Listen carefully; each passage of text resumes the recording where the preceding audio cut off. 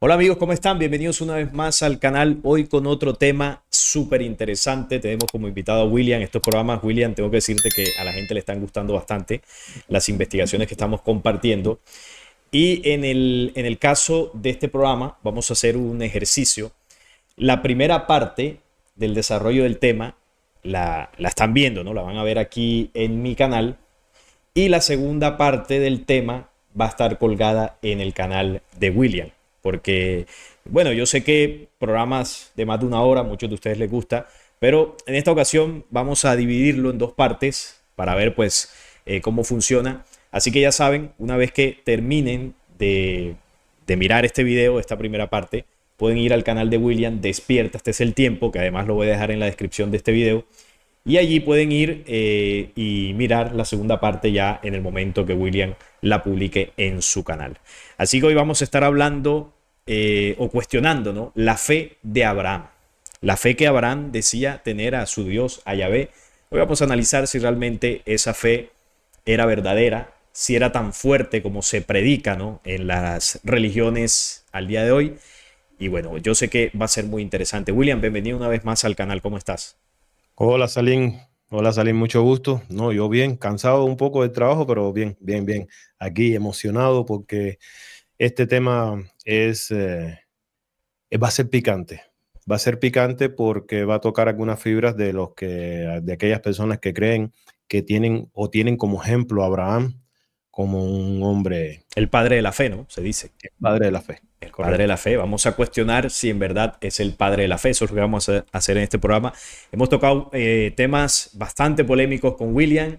Y bueno, eso se evidencia en algunos comentarios de gente que viene de la religión y bueno, no está de acuerdo, respetable. Pero aquí vamos a compartir nuestra investigación. Ya sabemos que Abraham es el personaje, es el hombre que fue elegido, ¿no?, por el supuesto Dios verdadero, así nos enseñaron desde muy pequeños.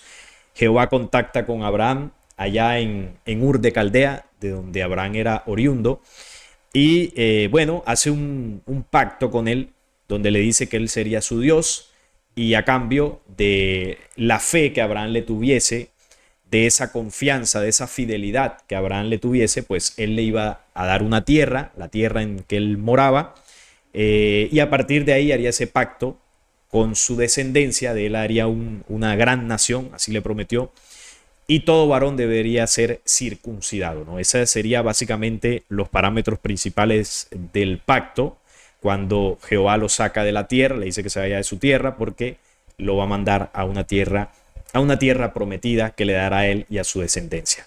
Así que así, a grosso modo, ¿no? Ahorita William nos irá comentando más detalles, es donde inicia esta historia, ¿no?, del padre de la fe, supuestamente contactado por el Dios verdadero. Esta es la historia oficial. William, ¿cómo podemos empezar este tema? ¿Qué podemos ir agregando para ir entrando en materia?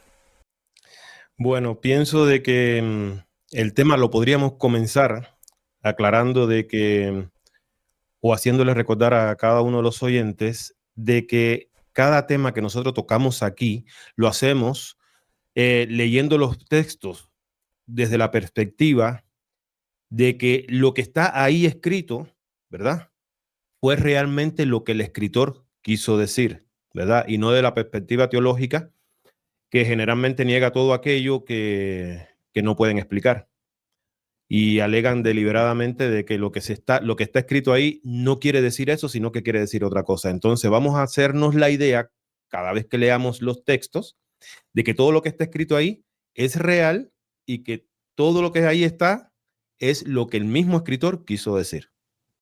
Perfecto. Es importante esa aclaratoria porque es normal que cuando se estudia el documento bíblico haya un sesgo religioso. ¿Por qué? Porque las religiones históricamente son las que se han adjudicado la propiedad de dichos textos, ¿no?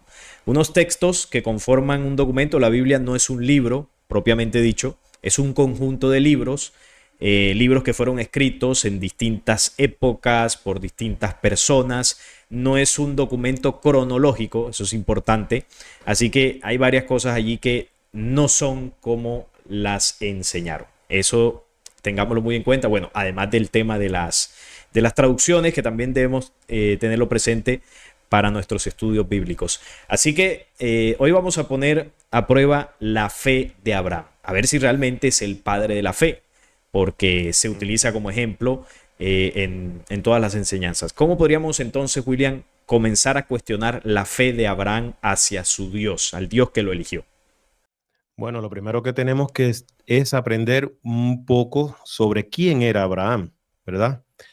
Aquí yo tengo algunas notas que pude encontrar y dice que Abraham ben Terah, que más tarde sería Abraham, más conocido en el mundo religioso como el patriarca Abraham y también como el padre de la fe. Fue un patriarca hebreo y que es común de las religiones abrahámicas. Estas incluyen el judaísmo, el cristianismo y el islam. En la religión judía se cree que es el padre fundador de la religión o de una relación especial entre los judíos y su Dios. En cambio, en el cristianismo se cree que es el progenitor espiritual entre de todos los creyentes, ya sean judíos o no judíos. O sea, que es el padre tuyo, es el padre mío, según la religión judeocristiana. Mientras que en el Islam solo es parte de un eslabón en una cadena de profetas que comenzaron con Adán y terminaron con Mahoma. Aunque realmente, según los historiadores, toda la historia patriarcal junto al Éxodo y el periodo de los jueces solo es una reconstrucción literaria tardía y no se relaciona en ninguna manera con alguna época histórica en particular, se cree, esto mira lo que dice, se cree que Abraham ben Terah nació en Sucasdim o Ur de los caldeos, como es traducido normalmente en Caldea, Sumeria, actual Irak, aproximadamente en el 2150 a.C. y murió en el 1975 a.C. en Hebrón, Canaán, actual Cisjordania. Eso creo que es lo primero que debemos saber. Entender de que, como lo hablamos en alguna ocasión en el video del hijo oculto de Jehová, este hombre viene de una cultura sumeria, mesopotámica, y que por ende los dioses o los seres a los que esta gente adoraba, esta población adoraba, eran los Anunnakis. Los No hay dioses que de extrañarse Sumeria, por sí. eso, ¿verdad? Los dioses de Sumeria. Y no hay que extrañarse por eso ni poner el grito en el cielo, No, así era, ¿verdad? tal cual. Porque es así, era así. Lo mismo que cuentan las mismas tablillas. Y como también yo explicaba en el video de quiénes fueron realmente los enemigos de Israel, Abraham era hijo de Terah o Taré. Y según el Talmud judío, su madre era Amalait. Su esposa era Sara, quien era también a la misma vez su media hermana y era hija también de Terah, el padre de Abraham. Pero hija con otra mujer, ¿no? Con No, otra mujer, no era sí. con la misma Solo madre. eran Por eso eran, hermanastros. exacto, eran hermanastros, sí. Eran hermanastros. Entonces, también conocimos, o en ese video yo hago mención de que Ismael, él tiene, según la versión oficial, él tiene varios hijos. Bueno, según la versión oficial, solamente se conoce religiosamente dos hijos. Ismael, que es su hijo mayor, el cual tuvo con Agar, una concubina de Egipto, luego Isaac, el cual lo tuvo con Sara, y luego de la muerte de Sara tuvo 6 hijos más con su concubina Keturah, ¿verdad? Es Entonces la creo tercera esposa que es la que que no se esa habla era casi. la tercera esposa. Entonces, también lo que vamos a hacer es tocar en este video por qué se le adjudica a Abraham el sobrenombre del padre de la fe, ¿verdad? Y para eso tenemos que ver qué cosa es la fe, aprender realmente qué es lo que se conoce como fe. Y yo tengo aquí, saqué de la definición de fe según el blog bibleforamerica.org. Me gustaría compartírtelo y que tú lo pudieras leer, ¿verdad? ¿Vas a compartir Déjame ver. la pantalla? compartir la pantalla, sí. Ok. Voy a compartir la pantalla. Esa es la definición según la Biblia, ¿verdad? Dice Sí. Hebreos capítulo 11, versículo 1, nos dice lo que es la fe según la Biblia. Ahora bien, la fe es lo que da sustantividad a lo que se espera, la convicción de lo que no se ve. Esa es la definición que hemos aprendido de la fe, ¿no? Es lo que es la convicción de lo que no se ve, básicamente. Y dice que la fe es lo que da sustantividad a lo que se espera, por lo tanto es la seguridad, la confianza, la confirmación, la realidad, la esencia, la base de sustentación de lo que se espera. Es decir, el fundamento que sustenta lo que se espera. La fe también es la convicción de lo que no se ve. Esta fe nos convence de lo que no vemos. Por lo tanto, es la evidencia, la prueba de lo que no se ve. Eso, a grosso modo, es lo que dice la definición religiosa de lo que es la fe. Que realmente la fe es otra cosa, pero bueno, ahorita lo podríamos mencionar sobre lo que significa realmente la fe, porque Jesús hablaba de la fe. Jesús decía en varias ocasiones, tu fe te ha curado, tu fe te ha sanado, el que tenga fe en mí vivirá eternamente. Es decir, en varias ocasiones hizo referencia. Y bueno, en una de las conclusiones, ¿no?, que vamos a sacar de todo esto es comparar esa fe, entre comillas, que tuvo Abraham con la verdadera fe. Así que eso también lo vamos a tocar. Adelante, William. Bueno, entonces, para conocer por qué Abraham se le llama el padre de la fe, explicaremos más o menos, según la tradición religiosa, lo que cuenta. Dice que Abraham vivía en una hermosa ciudad de Ur, antigua Mesopotamia, actual Irak, cuando Dios le pidió el sacrificio de alejarse de su tierra e irse a un país desconocido. Él aceptó este sacrificio y el Señor realizó con él una alianza. Le prometió la tierra de Canaán, entre el Mediterráneo y el río Jordán, para él y para sus descendientes. Sin embargo, sus pruebas continuaron. Su esposa Sara, esto es la versión religiosa, ¿verdad? Sí, sí. No es lo que creemos nosotros. Dice que su esposa Sara, quien era estéril, logró concebir con la gracia de Dios y tuvo un hijo, Isaac, a quien amó mucho. Años después, Dios quiso probar la obediencia de Abraham y le pidió en sacrificio a su más grande tesoro, el pequeño Isaac. Totalmente angustiado, pero con una fe inquebrantable, el patriarca aceptó el mandato, condujo a su hijo hasta la cima de una colina para darlo en sacrificio, pero en el preciso instante en el que iba a matarlo, la voz del ángel del Señor lo llamó diciendo: detente, no le hagas daño al muchacho, porque ahora sé que tú respetas y obedeces a Dios. Abraham levantó la mirada y vio un cordero enredado por los cuernos en un arbusto. Fue, lo agarró y lo ofreció como sacrificio a cambio de su hijo. La Biblia alaba al llamado padre de la fe porque creyó con toda esperanza y porque nunca dudó que Dios sí cumple lo que promete, y aunque parezca imposible.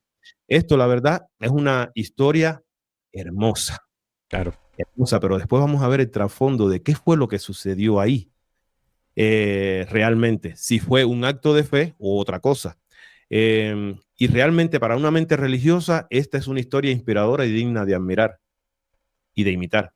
¿Cómo no imitar estos actos de fe de Abraham, verdad? Claro, es conmovedor.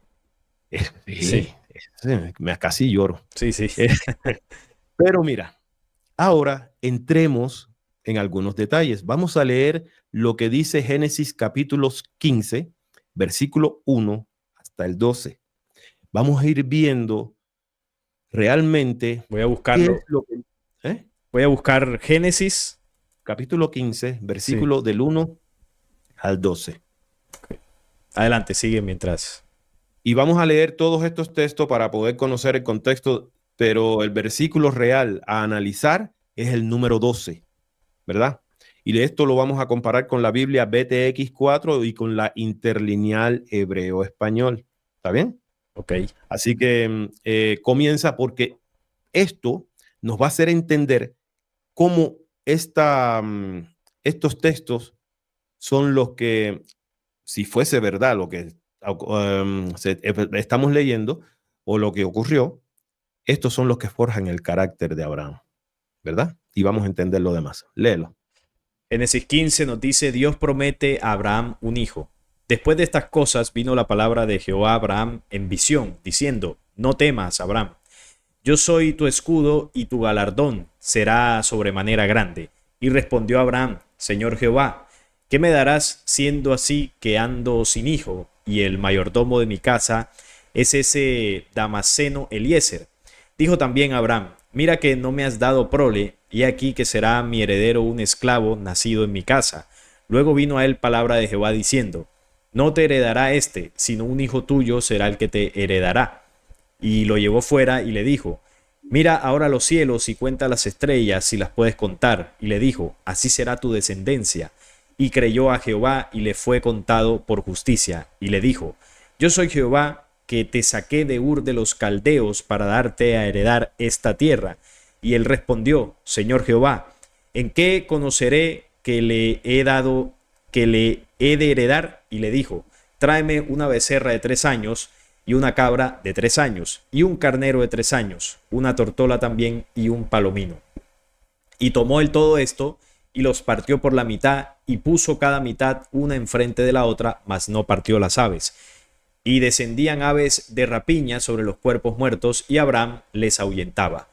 Ahora viene el texto que es el que nos va a llamar la atención de todo. Ok, dice en el versículo 12, mas a la caída del sol sobrecogió el sueño a Abraham, porque aquí todavía no se llamaba Abraham. Recordemos que a raíz del pacto le cambia Yahvé el nombre.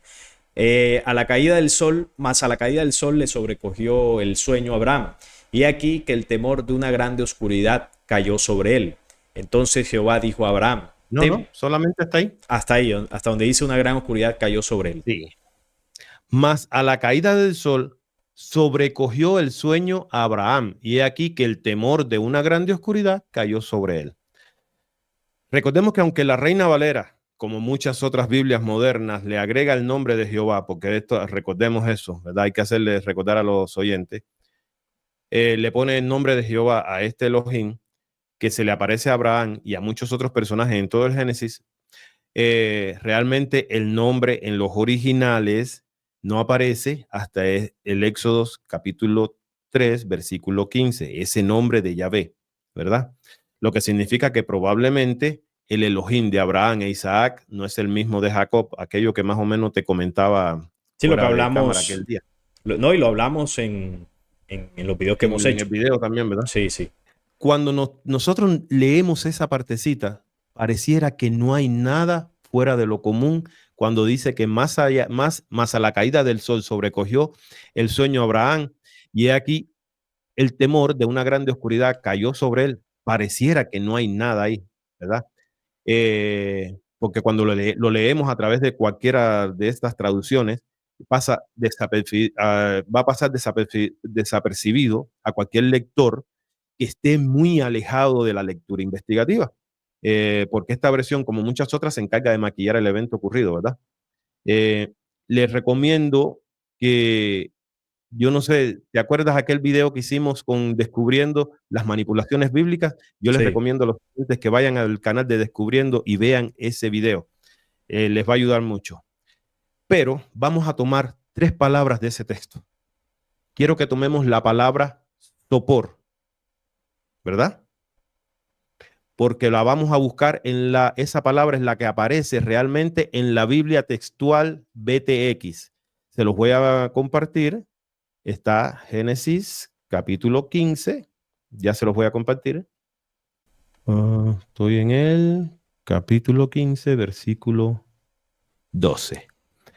Y estaba por ponerse el sol cuando un profundo sopor, hay que marcar esta palabra, sobrevino a Abraham. Y he aquí el terror de una intensa oscuridad se apoderó de él. Mira cómo cambian ya las palabras, ¿verdad? Sí, porque en la Reina Valera dice, dice en lugar de sopor, dice sueño. Un sueño. Sí, sí. Y en lugar de temor, terror, que aparece lo mismo, pero no es lo mismo. Pero no es lo mismo, sí, ¿verdad? Ahora, les voy a compartir lo que dice la Biblia interlineal, Porque hay que hacer comparaciones para que no nos manden ya de uno solo a buscar los originales, ¿verdad?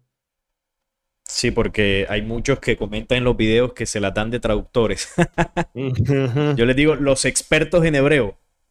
Sí, Sí, porque a veces entonces, nos centramos en la traducción y que es muy importante, obviamente, buscar la raíz porque eso amplía el concepto de lo que estamos tratando de decir, pero al final el objetivo es el mismo. Es decir, hay ujú, personas que creen que nosotros tenemos que ser expertos en hebreo antiguo para poder entender lo que dice y no es así. La traducción ajá. original nos ayuda a sustentar aún más lo que estamos tratando de decir. Esta que estás mostrando es la Biblia interlineal. Sí, la Biblia interlineal hebreo-español. Ok, Entonces, yo les decía de que anotaran estas tres palabras: sopor, terror y oscuridad. ok. Leamos lo que dice la Biblia interlineal. Dice, y fue el sol para ponerse y sueño profundo cayó sobre Abraham y he aquí temible oscuridad grande cayó sobre él. Si buscamos la definición de sopor, dice aquí, estado en el que se tiene sensación de cansancio, pesadez, sueño, embotamiento de los sentidos y torpeza en los movimientos. Cuando ya conocemos el significado de esta palabra, nos damos cuenta de que este es el mismo estado que describen las personas. Yo me imagino de que ya muchos lo han escuchado. Las personas que han sido visitadas por entidades u otras personas que han tenido experiencias, supuestas experiencias con seres extraterrestres de tipo de abducción. Abducciones, Sienten claro. este tipo de sensación, ¿verdad? La de un sueño profundo, pesado, que quieren abrir los ojos y pueden abrirlo, pero sienten que se hunden. Esa es la sensación que sintió Abraham. La segunda palabra es la de terror. La Reina Valera dice que es temor de una grande oscuridad que cayó sobre Abraham. El problema es que cuando nosotros leemos o buscamos la definición religiosa de temor, lo que por donde quiera que busquemos es lo que vamos a encontrar es lo siguiente: miedo reverencial y respetuoso que se le debe tener a Dios. Mira, Sí, sí, ahí cambia, miedo cambia. reverencial y respetuoso que se le debe tener a Dios. Esta es la verdad es que esta es una definición muy conveniente para el mundo religioso, Sí. porque de esa manera no permiten que sus fieles cuestionen cualquier incongruencia dentro del documento bíblico, ya que está catalogado como infalible. O sea, en el cual no hay errores, no se equivoca y es demasiado eficaz. ¿No? Y además que dicen que el principio de la sabiduría es el temor de Jehová. Ah, O sea que ahí se no enlaza esto, dicen, ¿no? ellos dicen que es el temor a Ah, Jehová, Jehová sí, sí, para sí, así implementarnos dice. el miedo, Exacto. ¿verdad? Pero el texto realmente dice el temor de El Jehová. temor de Jehová, sí. Ahora, pero si nosotros buscamos la definición de la palabra terror, según el diccionario de la Real Academia Española, dice miedo que se siente al considerar que algo perjudicial o negativo ocurra o está por venir. Sospecha de que algo es malo o puede conllevar a un efecto perjudicial o negativo. Miren las cosas que está sintiendo Abraham en ese momento. Capítulo 15, versículo 12. Primero siente tiene un momento de pesadez, de sueño profundo, de estupor, ¿cómo la palabra era? De sopor. Sí. Dentro Y en de la esto, noche, ¿no? Cuando inicia la y noche, en la que eso noche, no es un dice que una dato. inmensa Sí, no es un dato. oscuridad. No, dice que cuando se pone el sol, es decir, cuando ya entra la noche, él siente esa sensación de pesadez, de sopor, y luego él siente terror por una inmensa oscuridad que se cierne sobre él. Entonces yo interpreto que la oscuridad por la cual él siente terror no es en sí por la noche, sino por lo que está viviendo. Puede ser una abducción, un ataque de entidades, cualquiera de estas bueno, es muy parecido a los relatos actuales, ¿no? De esas experiencias. Exactamente, exactamente. Y esto es lo que empieza, como les dije anteriormente, a forjar el carácter de este personaje. Y es lo que nos va a poner en duda después. Eh, Si tú te fijas en lo que dice la definición de la Real Academia de la Lengua Española, no vas a encontrar por ningún lado la palabra reverencia a Dios, ¿verdad? O respeto a Dios. Para mí, en mi opinión, eso es nada más que una especie de manipulación religiosa para el sometimiento de las masas. Sí, Nada más. el miedo dentro de la religión es vital para que existan esas Ujú. organizaciones. Y ahora, la última palabra a analizar es la palabra que dice ahí en el texto, que es oscuridad. Y aunque la versión religiosa tiene un concepto que podríamos decir que aparentemente es clara, eh, no, la verdad yo no entiendo por qué cuando leen este texto no analizan bien lo que estaba ocurriendo y quién es el Dios que ellos adoran. O sea, ¿será que no lo leen bien? Porque el mismo Jesús dice de que en el Padre no hay nada de oscuridad, que es luz, totalmente luz, y en él no hay oscuridad. Y sin embargo, este personaje cada vez que tiene una aparición, lo hace en la oscuridad. Lo hablábamos la semana pasada, creo, con el video que hicimos, que deja una duda ahí de por qué cuando pelea con Jacob, Es de lo hace noche. también en la oscuridad. Y cuando ya ve que va a aparecer la luz del día, sale pitado. ¿No? Y también hay una cita, si no estoy mal, es en Primera de Reyes 8:12. Ya nos corregirán en los comentarios, pero estoy casi seguro que es esa que dice, Salomón ha dicho que Jehová habitaría en la oscuridad. Textualmente así lo dice. Entonces, Salomón estaba muy claro de que el Dios al que él le servía era un ser que se manifestaba en la penumbra, en lo oscuro, en lo oculto. De hecho, el primer templo de Salomón era un lugar especialmente diseñado para que en ese lugar físicamente habitara ese Elohim.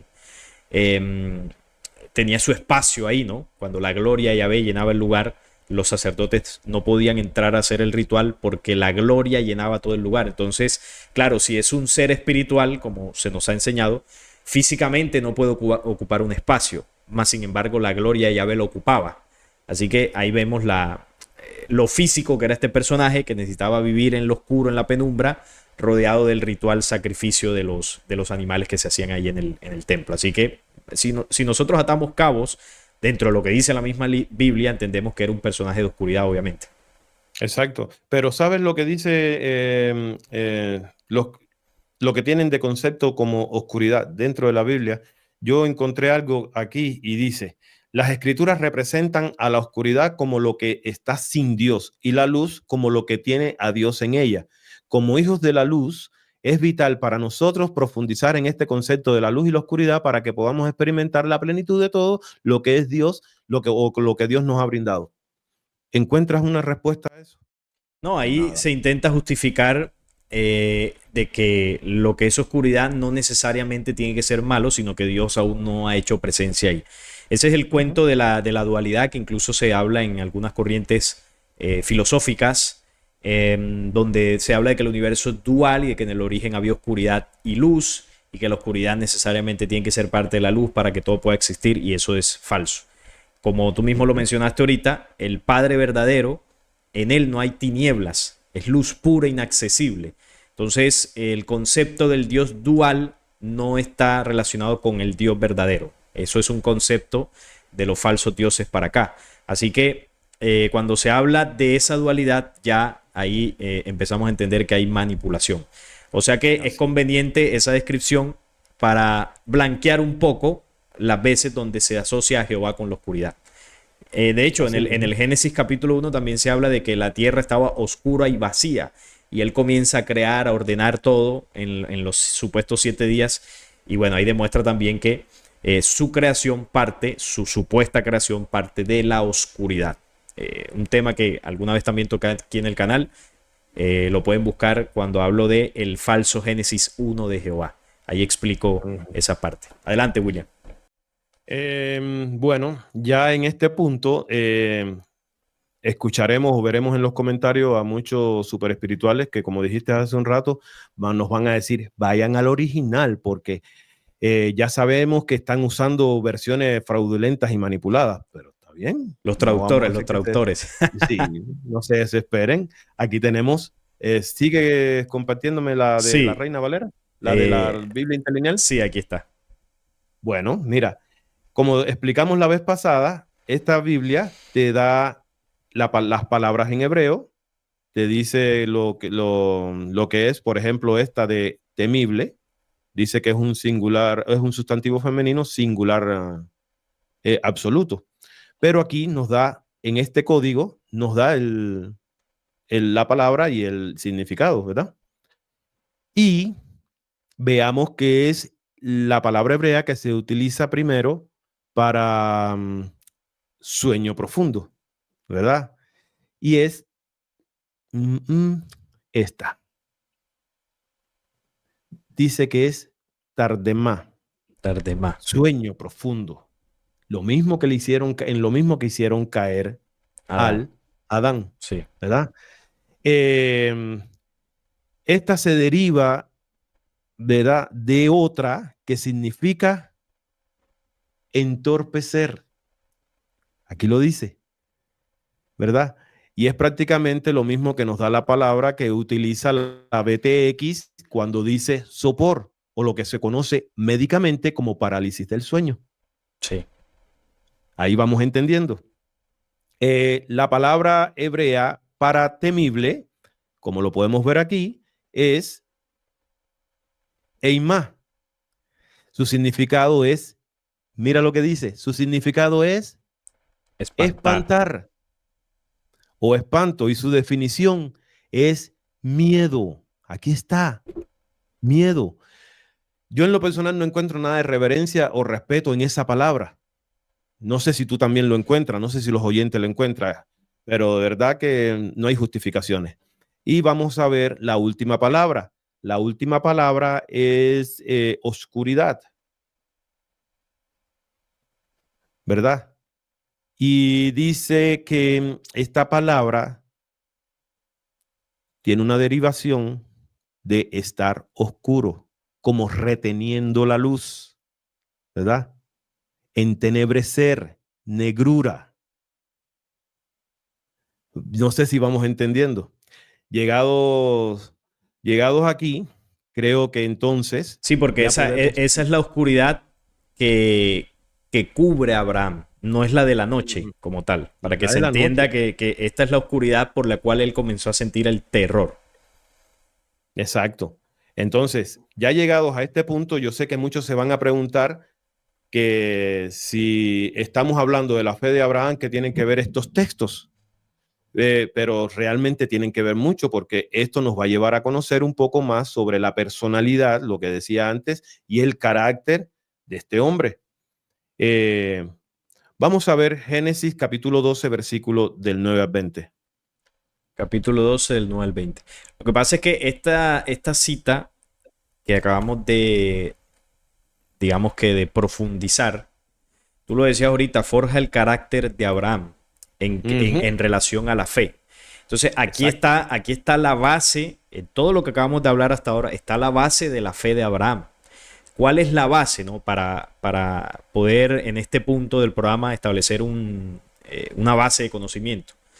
Ese sustento de la fe de Abraham es el miedo, el terror. ¿Hacia quién? Hacia el Elohim que lo contactó. ¿Por qué? Porque Abraham se dio cuenta de lo que ese Elohim le podía hacer. Podía paralizarlo, podía hacerle sentir terror, miedo. Sabía, ¿no? La sensación, o sintió la sensación de una oscuridad que no era la oscuridad natural de la noche, sino una sensación de parálisis. Y a raíz de ahí, porque aquí todavía no había empezado el pacto como tal. Recordemos que el primer contacto que tiene Abraham con Yahvé, no recuerdo, William, cuántos años tenía Abraham cuando se contactó con Yahvé. Yo hace poco hablaba 75 años, algo así, creo. sí, y cuando ya hace el pacto con Yahvé tenía 99 años. Entonces pasaron 24 años de un punto a otro. ¿Y por qué pasaron 24 años? Porque en esos 24 años Yahvé lo que estaba haciendo era estructurando esa fe de Abraham, esa entre comillas fe. Entonces cuando ya Yahvé se dio cuenta que ese era el hombre que él necesitaba para establecer esa descendencia híbrida en el planeta Tierra, él hace el pacto con Abraham a los 99 años y ahí es donde le cambia el nombre de Abraham a Abraham. Y bueno, le da a Isaac, porque ahí ya él tenía a Ismael cuando hace el pacto. Sin embargo, el pacto lo seguiría con Isaac, que sería el hijo de Jehová con Sara, programa que ya hicimos aquí. Sí, Así que los invitamos a que vayan a verlo. Sí, porque esto está ligado, ¿no? Todo lo que venimos hablando. Entonces, para que se entienda esa parte del por qué del Génesis 15, ya Yahvé comienza a estructurar la falsa fe de Abraham a partir del terror y la manipulación. Eso para que lo tengamos ahí de base. Ahora vamos con el Génesis 12. ¿De qué versículos? Recuérdame, porfa, William. Del 9 Del 9, sí. al 20. Acá está. Y Abraham partió de allí caminando y yendo hacia el Negueb. Abraham en Egipto. Hubo entonces hambre en la tierra y descendió Abraham a Egipto para morar allá, porque era grande el hambre en la tierra. Y aconteció que cuando estaba para entrar en Egipto, dijo a Sarai su mujer: He aquí ahora conozco que eres mujer de hermoso aspecto, y cuando te vean los egipcios dirán: su mujer es, y me matarán a mí y a ti te reservarán la vida. Ahora pues, di que eres mi hermana, para que me vaya bien por causa tuya, y viva mi alma por causa de ti. Y aconteció que cuando entró Abraham en Egipto, los egipcios vieron que la mujer era hermosa en gran manera. También la vieron los príncipes de Faraón y la alabaron delante de él, y fue llevada la mujer a casa de Faraón. E hizo bien Abraham por causa de ella, y él tuvo ovejas, vacas, asnos, siervos, criadas, asnas y camellos. Mas Jehová hirió a Faraón y a su casa con grandes plagas por causa de Sarai, mujer de Abraham. Entonces Faraón llamó a Abraham y le dijo: ¿Qué es esto que has hecho conmigo? ¿Por qué no me declaraste que era tu mujer? ¿Por qué dijiste es mi hermana, poniéndome en ocasión de tomarla para mí por mujer? Ahora pues, he aquí tu mujer, tómala y vete. Entonces Faraón dio orden a su gente acerca de Abraham, y le acompañaron y a su mujer con todo lo que tenía. Esa es la parte donde Abraham entra a Egipto y le dice a Sara: oye, no, vamos a decir que tú eres mi hermana, porque como eres bella, ellos al verte van a querer tomarte, y para hacerlo, pues me van a quitar a mí del camino para quedarse contigo. Entonces, si tú eres mi hermana, eso no va a pasar. Así que cuéntanos un poco aquí, William, ¿qué interpretas tú de esta situación? Porque recuerden que estamos analizando la fe de Abraham. Eso es importante. Él se va a Egipto por una hambruna, ¿no?, que hubo en la tierra que él estaba. Bueno, si leemos detenidamente este texto, lo primero que nos vamos a dar cuenta es de que este hombre tiene una falta de carácter increíble. Porque por tal de salvar su vida es capaz de vender a la mujer. Eso es lo primerito. Y aunque suena duro y pesado, eso es exactamente lo que está diciendo el texto. Sí, literal. Él la vendió. La vendió, sí, y va mucho más allá. Dice de que le fue bien por causa de este acto. ¿Por qué? Porque recibió a cambio de su mujer, recibió rebaños, recibió vacas, recibió asnos, o sea, recibió prácticamente como efectivo, ¿verdad? Sí. Y que conste, el texto deja claro de que el faraón sí la tomó. No es que no solo se la llevó y quería jugar a las casitas con ella. No, sí la tomó. Esto nos lleva a otra práctica, ¿verdad? A otra cosa. ¿Y sabes qué cosa es? La práctica de la gerontofilia. Gerontofilia. ¿Qué es la gerontofilia? ¿Qué es eso? Primera vez que escucho La gerontofilia consiste en la atracción sexual hacia personas ancianas. Hacia personas ancianas, sí, porque Sara ya era de avanzada edad. Ok, también podríamos pensar, como hablamos la vez pasada, de que estas personas vivían más. Genética diferente. Claro, sí. Al vivir más, quizás envejecían más lento. Envejecían más lento y todavía Sara se miraba, como decimos por ahí, se miraba buenota. Como decimos por acá, todavía aguantaba. Sí, exacto. Pero si lo miramos desde un punto de vista natural, esto es esta práctica, como te digo, que se llama gerontofilia, es la búsqueda de pareja sexual mucho mayor de edad cronológicamente con intenciones sádicas. Eso es lo que dice el diccionario con respecto a esto. La edad de Sara ahí en ese momento era de 65 años, porque aparentemente ella era 10 años menor que Abraham, y en el mismo capítulo se menciona de que él tenía ya 75 años de edad, ¿verdad? Sí. Así que me imagino yo ahora a los detractores diciendo que Abraham no había obtenido la promesa de Dios y quizás por eso actuó de esa manera. Justificación. Sí, porque ahí, digamos que si bien no estaba el pacto, ya Abraham confiaba en su Dios, porque ya comenzaban a tener, digamos que una buena relación, bueno, buena entre comillas, ahí partiendo del miedo, pero ya Abraham le obedecía. Entonces, claro, ya él tenía fe en su Dios, y ahí, si él realmente tenía fe, no hubiese necesitado vender a su mujer para sobrevivir.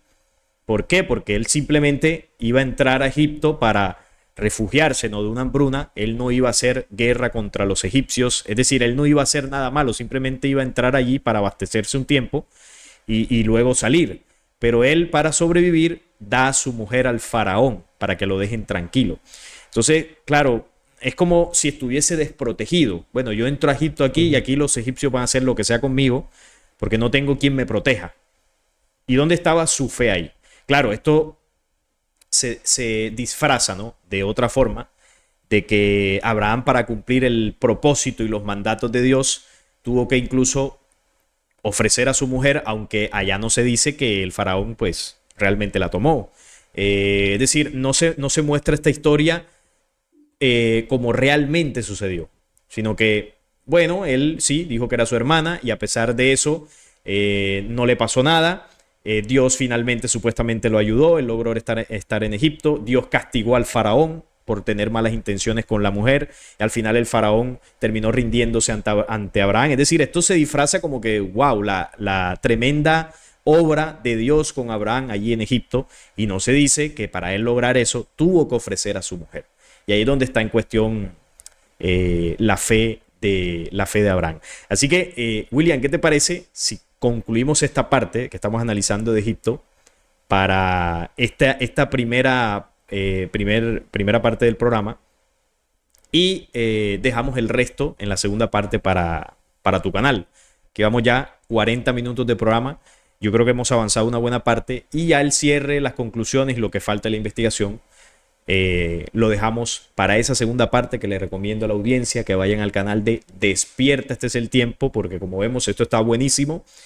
Y bueno, lo que falta, pues ahí lo podrán ver cuando William monte la segunda parte de esta investigación.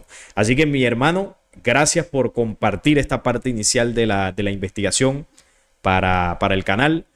Aprendimos bastante, comenzamos a entender en qué se sustenta la fe de Abraham, y bueno, la conclusión de esto la estaremos analizando en tu programa. Así mismo, vamos a verlo en mi canal y van a entender qué era la fe.